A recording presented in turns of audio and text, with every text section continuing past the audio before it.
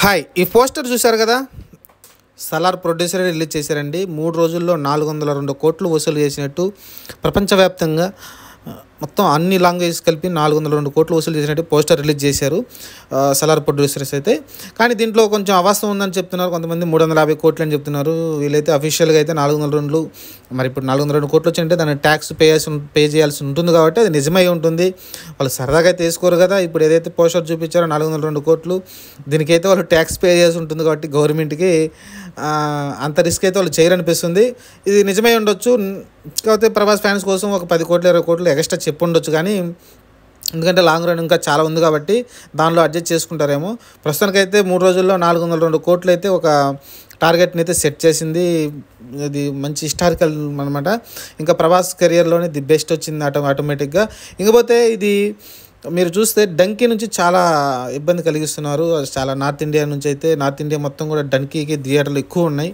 అక్కడ కలెక్షన్లు తక్కువ వస్తున్నప్పటికీ కొన్ని థియేటర్లు అయితే సలార్కి అయితే రిలీజ్ చేయట్లేదు. వాళ్ళు బలవంతంగా అయితే డంకీని ఆడిస్తూ ఉన్నారు.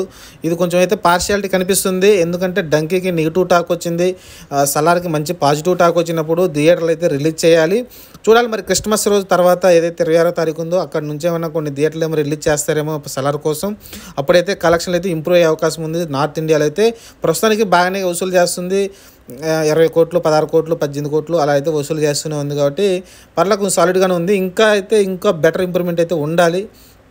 ఎందుకంటే ప్రీవియస్ సినిమాలతో పోల్చుకుంటే కొంచెం బెటర్ ఇంప్రూవ్మెంట్ ఉండాలి. ఇంత పాజిటివ్ టాక్ వచ్చినాక ఈ కలెక్షన్ అనేది తక్కువ. ఎందుకంటే థియేటర్స్ లేవు కాబట్టి డంకీకి ఉన్నాయి కాబట్టి కొంచెం అయితే కలెక్షన్ అక్కడ నుంచి తక్కువ వచ్చాయి. లేకుంటే ఇయర్కే 3 డేస్కే ఆల్మోస్ట్ నాకు తెలిసి 450-500 దాటినా ఆశ్చర్యపోవాల్సిన అవసరం లేదు డంకీ లేకపోయి ఉంటే.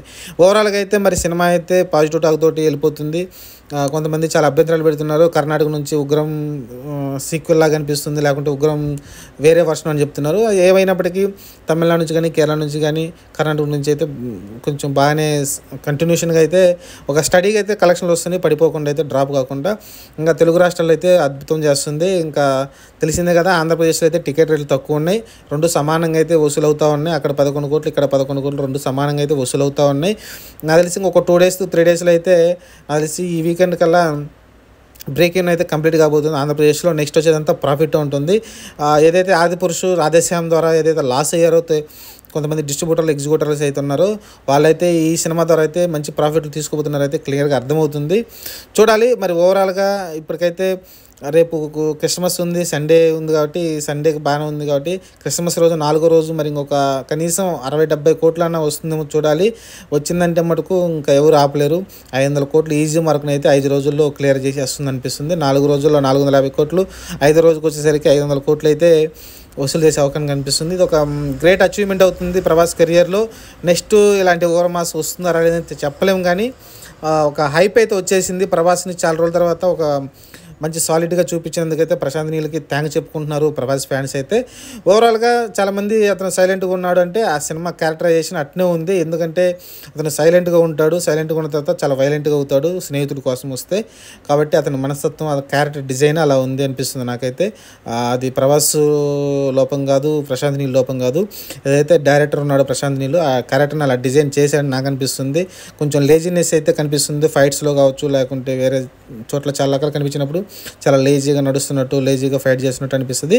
అది ఒక సపరేట్గా యూనిక్గా అయితే డిజైన్ చేసినట్టు కనిపిస్తుంది అతని బాడీ లాంగ్వేజ్ని. ఇది ఓవరాల్గా ఇంకా మాస్ జాతర జరుగుతుంది రేపు. క్రిస్మస్ అయిపోయిన తర్వాత అయితే మనకు తెలుస్తుంది మరి. ఎందుకంటే ఇంకా క్రిస్మస్ మరుసటి రోజు కూడా హాలిడేనే, అది కూడా బాగానే ఉంటుంది కలెక్షన్ 5వ రోజు కూడా. ఇంకా ఆ తర్వాత నుంచి అయితే మరి వీక్ డేస్ వస్తాయి కాబట్టి మరి అక్కడ కలెక్షన్లో డ్రాప్ను బట్టి అయితే ఇది 1000 కోట్లు టార్గెట్ని రీచ్ అవుతుందా లేదనేది మనకు తెలుస్తుంది. ప్రస్తుతానికైతే చాలా సాలిడ్గా రెబల్ స్టార్ నడిపిస్తున్నాడు థియేటర్ దగ్గరికి జనాలు.